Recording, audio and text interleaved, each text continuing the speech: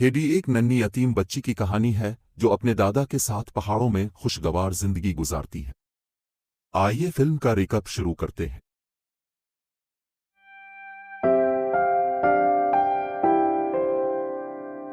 अपनी खालाडे के साथ 5 साल तक घर से बाहर जाने की इजाजत न मिलने के बाद हेडी नामी यतीम लड़की को अपने दादा के साथ रहने के लिए स्विस अल्प्स ले जाया जा रहा। डे को फ्रैंकफर्ट में नौकरी मिल गई है और वो हेडी को अपने साथ नहीं ले जा सकती। यही वजह है कि वो दादा के समाजी मुखालिफ और मुमकिना तौर पर खतरनाक होने के बारे में पड़ोसी की इंतबात को नजरअंदाज कर देती। पहाड़ पर जाते हुए हेडी अपने जूते और लिबास उतार कर अपने अंडर ड्रेस में घूमने फिरने की आजादी को फैशनेबल होने पर तरजीह देती। जैसे ही वो उन्हें आते देखता है, दादा अल्पोल नाराज हो जाते हैं और उन्हें ये कहते हुए बाहर निकाल देते हैं कि वो लड़की की देखभाल नहीं करना चाहते। दिन बच्चे के साथ जाने का ड्रामा करती है, लेकिन सच में वो हेडी को घर के पीछे ले जाती है और इसे भागते हुए वहां रहने को कहती है। अल्पोही ने इसे देखा और दिन पर चीखा, लेकिन हेडी उसे बताती है कि वो इसे भी नहीं चाहती। इस लड़की को अपनी जिंदगी में कबूल करने से इनकार कर दिया।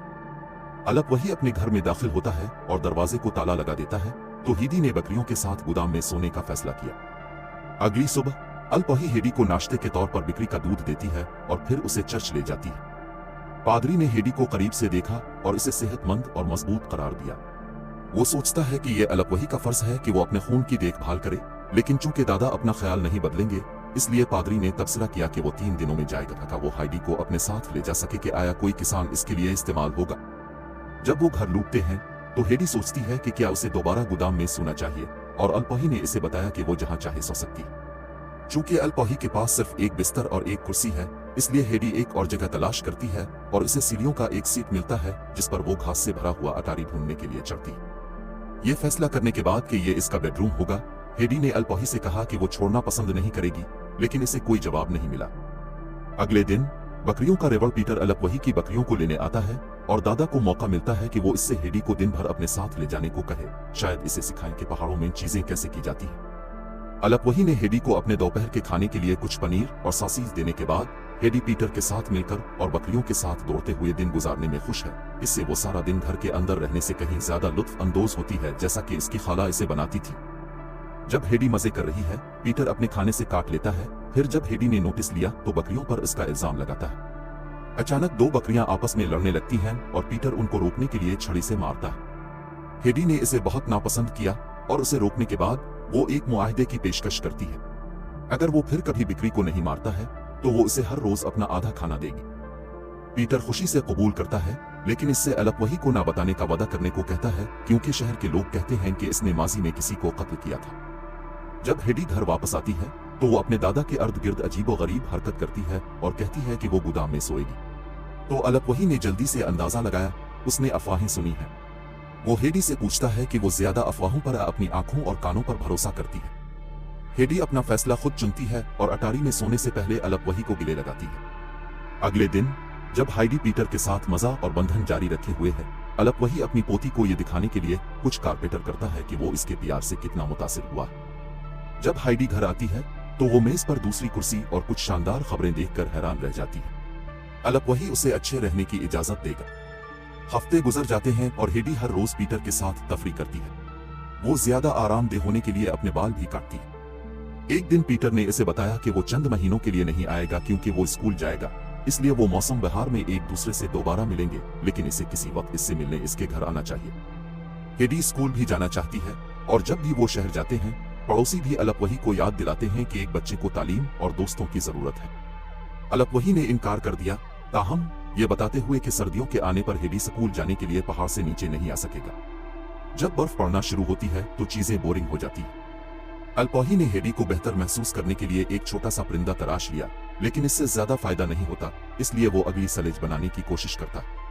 यह हकीकत में अच्छी तरह से काम करता है और इन दोनों को पहाड़ से नीचे मारने में मजा आता है। इससे पहले कि अल्पोही एक खेल की तारीफ के लिए पीटर्स में हेडी को छोड़ हेडी पीटर की माँ और दादी से मिलने जाता है, लेकिन इसके वालिद मर चुके हैं। दादी नाबीना है और बहुत सी चीजें नहीं हैं जो वो खा सकती हैं, क्योंकि उनके ज्यादातर दांत गायब हैं, जो कि एक मसला है क्योंकि उन्हें बस बासी रोटी खाना। पीटर स्कूल में अच्छा नहीं कर रहा है और इसे समझ नहीं आता कि इसे पढ़ना सीखने की जरूरत क्यों है, क्योंकि उसे इसकी बकरियों को इसकी जरूरत नहीं है, लेकिन इसकी माँ इसे छोड़ने की इजाजत नहीं देती है। जब अल्पोही हेडी को लेने आती है तो वो इसे बताती है कि उसे एहसास हुआ है कि वो इसके साथ कितनी खुशकिस्मत है। साल गुजरते हैं और हेडी अपने दादा के साथ एक पुरअमन खुशगवार जिंदगी गुजारती है। एक दिन ये कहते हुए वापस आता है कि उसे अपने आजरों के साथ हेडी के लिए एक अच्छी जगह मिल गई है जिससे वो दोस्ती कर सकेगी और स्कूल जा सकेगी। ताहम अलपवही ने हेडी को जाने की इजाजत देने से इनकार कर दिया और बताया कि कैसे वे अचानक अपनी भांजी की परवाह करता है। शर्मिंदा दिन जवाब देता है कि उसने सिर्फ हेडी को छोड़ा क्योंकि इस वक्त उसके पास कोई चारा नहीं था। वो अलपवही से बहस करती है लेकिन अपना इरादा नहीं बदलती, इसलिए ले जाने का ड्रामा करती है जब हकीकत में वो बकरियों के दरमियान हेडी को ढूंढने के लिए पहाड़ों में मजीद जाती। दिन दोबारा पेशकश करता है और जब हेडी ने जवाब दिया कि वो रहना चाहती है, डे ने इसे बताया कि अलपवही भी इसे जाना चाहती है क्योंकि वो चाहता है कि इसके लिए क्या बेहतर। परेशान हेडी ने दिन को उसे ले जाने की इजाजत दी और पीटर ये सब देखता है। जब वो बकरियों को वापस अलपवही ले जाता है, दादा ने देखा कि हेडी चला गया है और जल्दी से अंदाजा लगाता है कि क्या हुआ है, इसलिए वो शहर की तरफ भागता। लेकिन जब वो वहां पहुंचा तो बहुत देर हो चुकी थी। हेडी के पास डेटा पहले ही रह गया है और पड़ोसी इसके लिए अलपवही का मजाक उड़ाते हैं। फ्रैंकफर्ट में हेडी को सीमन मैंशन ले जाया गया जहां वो बटलर सेबास्टियन, नौकरानी टूनेट और सबसे अहम बात गवर्नेंस रूडन मेयर से मिलता है। यह खातून हेडी को देखकर खुश नहीं है क्योंकि वो एक जंगली बच्चे की तरह नजर आती है जिसमें कोई आदाब नहीं है, लेकिन डेटा ने इसे याद दिलाया कि उन्होंने इस उम्र के एक बे-औलाद बच्चे को घर के बच्चे क्लारा से दोस्ती करने के लिए कहा था। जब डेटा डील के अपने हिस्से का मुतालबा करता है और चला जाता है, हेडी क्लारा से मिलती है जो चल नहीं सकती और वह व्हीलचेयर पर पाबंद है। लड़कियों ने फौरन इसे मारा और जब हेडी ने गलती से क्लारा की कुर्सी को मेज के खिलाफ धकेल दिया, क्लारा उसकी हिफाजत के लिए झूठ बोलती है और रूडन मेयर से कहती है कि इसकी गलती थी। क्लेरा के साथी के तौर पर कबूल करने के लिए हेडी के पास सीखने के लिए बहुत कुछ है। वो इसे धोते हैं, इसे मुनासिब लिबास और जूते देते हैं, इसे दस्तरखान के आदाब सिखाते हैं और इसे घर के अर्द गिर्द भागने या ऊंची आवाज में बोलने से मना करते हैं। हेडी को क्लारा के साथ क्लासेस भी लेनी चाहिए और जब वो एतराफ करती है कि वो पढ़ नहीं सकती तो सबको चौंका देती है। इससे छुटकारा हासिल करना चाहती है, लेकिन वो ऐसा नहीं कर सकती जब तक कि क्लारा के वालिद अपने सफर से वापस न आ जाए। लिहाजा इस दौरान इंस्ट्रक्टर को क्लारा के असबाब को बरकरार रखते हुए हेडी को पढ़ना सिखाना चाहिए। हेडी घर के उसूलों के मुताबिक तेजी से ढल जाती है, लेकिन वो पूरी तरह से नहीं बदलती और अपनी ज्यादातर निराली बातें रखती है। वो अब भी घर पर फितरत को तरजीह देती है और हर रात पहाड़ों के ख्वाब देखती है, और जब भी वो इससे छुटकारा पाती है वो अपनी जेबों में ब्रेड रोल छुपा लेती है। वो और क्लारा बहुत करीब होते हैं। ये बॉन्ड क्लारा को इस बात की तरगीब देता है कि उसकी माँ की मौत के बाद इसके साथ क्या हुआ। क्लारा इस कदर बीमार हो गई कि वो चलने फिरने की सलाहियत खो बैठी। हेडी के साथ आने से पहले वो इस घर में तन्हा और पिंजरे में कैद महसूस करती थी क्योंकि इसके वालिद हमेशा कारोबारी दौरों पर बाहर रहते थे। एक दोपहर हेडी ने रोजाना झपकी लेने से इनकार कर दिया और सिब्स्टैन से इसके लिए खिड़की खोलने को कहा। अफसोस की बात है कि वो अब भी पहाड़ों को नहीं देख सकती, जिसकी वजह से सिब्स्टैन ने वजाहत की कि यहाँ से पहाड़ों को देखने के लिए इसे शहर के बहुत ऊंचे टावर में जाना पड़ेगा। इसके बाद हेडी क्लारा को घर से बाहर ले जाती है और इसे शहर के अर्द गिर्द दिखाती है क्योंकि क्लारा को कभी बाहर जाने की इजाजत नहीं होती। जब उन्हें सिटी टावर मिलता है, क्लारा दरवाजे के पास इंतजार करती है जबकि हेडी ज्यादा से ज्यादा ऊपर जाती है, सिर्फ मायूस होने के लिए जब यहाँ तक के पहाड़ों को देखना मुमकिन ना हो। क्लारा अकेले रहने से थोड़ी घबराती है, लेकिन इसका मूड इस वक्त बेहतर होता है जब उसे एक शख्स बलि के बच्चे बेचते हुए मिलता है और वो उन सब को खरीदने का फैसला करती है। घर वापस आकर रूटीन मेयर घबरा जाती है जब वो लड़कियों को नहीं पाती और तमाम नौकरों को उनकी तलाश के लिए बाहर भेज देती। ये सेबास्टियन है जो उन्हें ढूंढता है और क्लारा खुशकिस्मती से बिल्लियों को इस कंबल से ढांप लेती है जिसके साथ वो आया था इससे पहले कि वो उन्हें देख सके। जब वो घर लूटते हैं तो रूटीन मेयर उन्हें डांटने की कोशिश करती है, लेकिन अपनी एलर्जी की वजह से पागलों की तरह चीखने लगती। बली ने अचानक क्लारा की गोद से छलांग लगा दी। रूटीन मेयर को इस बुरी तरह डराया कि वो फर्नीचर पर चढ़ गई, जिससे सब हंस पड़े। बाद में सजा के तौर पर रात के खाने पर हेडी को खाने की इजाजत नहीं है।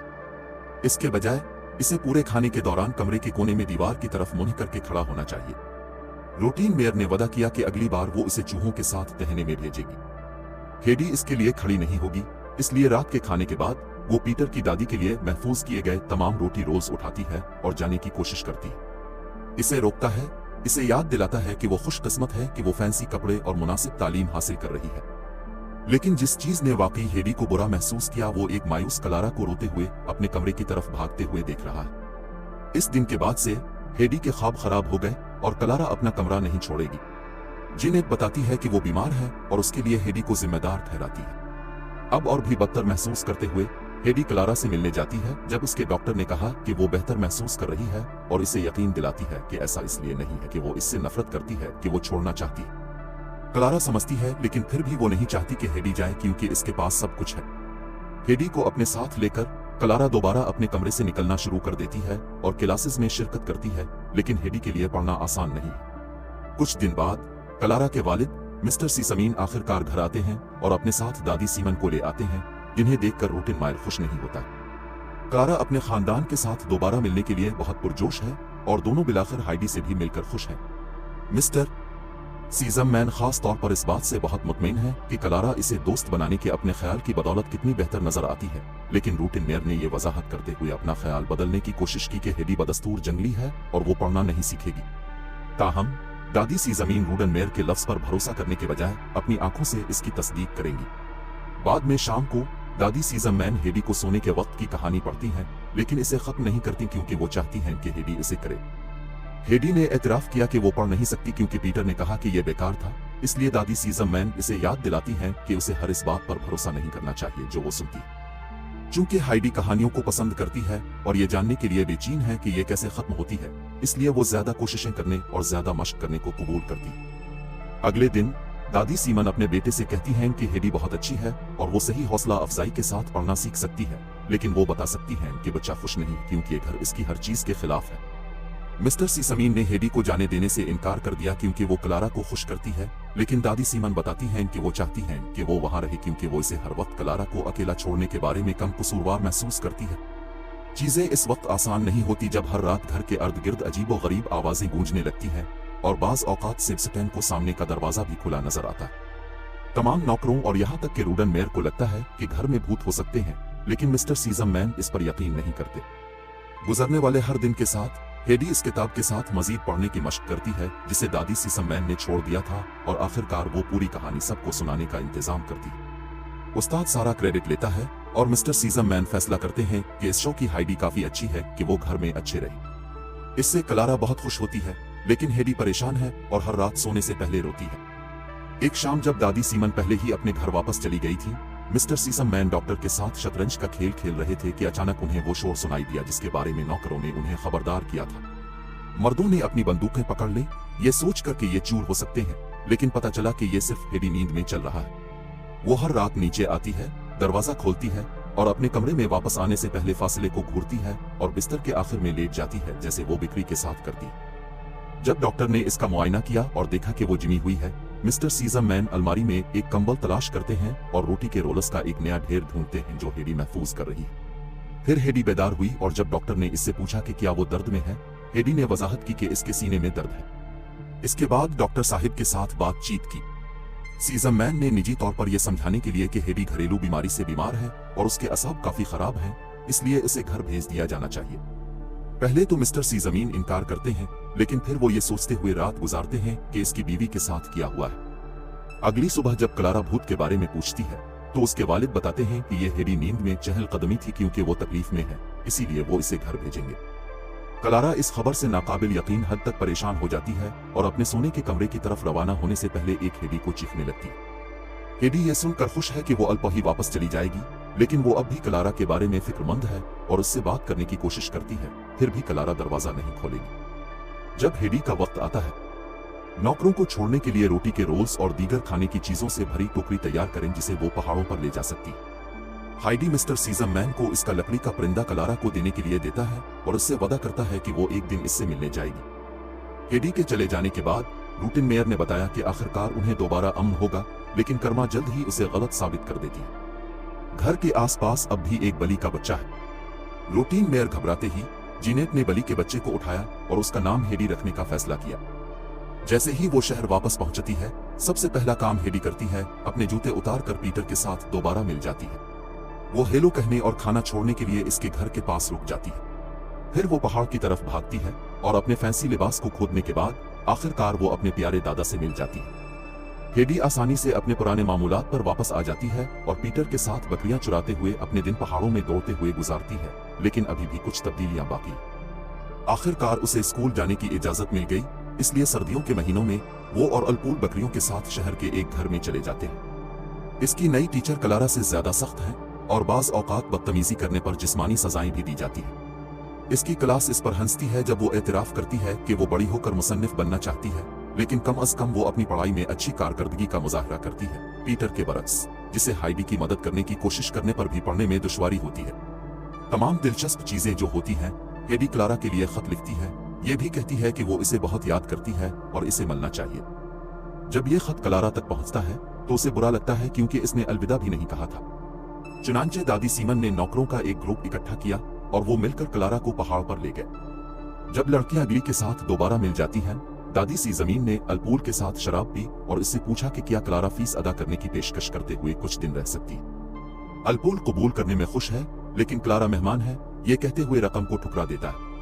अब हेडी की बारी है कि वो अपने दोस्त को पहाड़ों में जिंदगी के बारे में सिखाए। क्लारा सिर्फ अपने जेर जामा पहनना शुरू कर देती है और बगैर किसी बेतरतीबी के खाना खाती है। वो बकरियों को भी पालती है, घास पर सोती है और शूटिंग स्टार को देखती है। दोनों लड़कियां अपना सारा वक्त एक साथ गुजार रही हैं और उससे पीटर को बहुत रश्क आता है। जब हेडी ने इसे मदऊ किया तो उसने उनकी सरगर्मियों में शामिल होने से इनकार कर दिया और वो खुद ही चरवाहा चला जाता है क्योंकि क्लारा अपनी व्हील चेयर पर वहां नहीं जा सकती और हेडी इसके साथ रहना चाहती। एक सुबह पीटर लड़कियों के उठने से पहले पहुंचता है और घर के बाहर व्हील चेयर देखता है।